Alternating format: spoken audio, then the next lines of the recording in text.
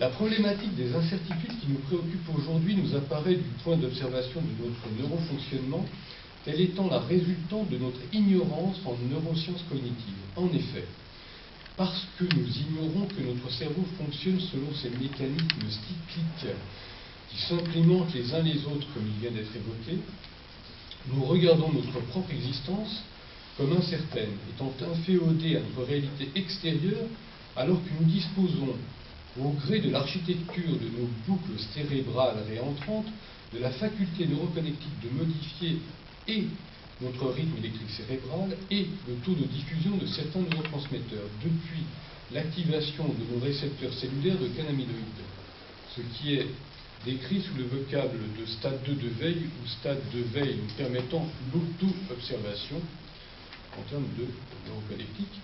alors que lorsque nous savons comment activer en nous, donc neuroconnectiquement, ces réentrances, nous entrons dans un autre mode de vie, explorant une autre façon de vivre. Nous entrons en certitude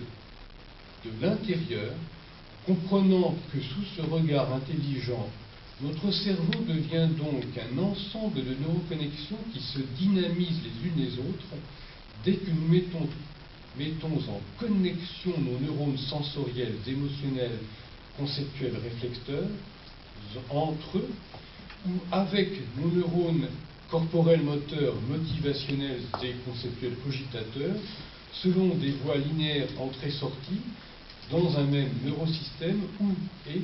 selon des voies intersystémiques entre neurosous-systèmes, comme je l'ai évoqué un peu avant.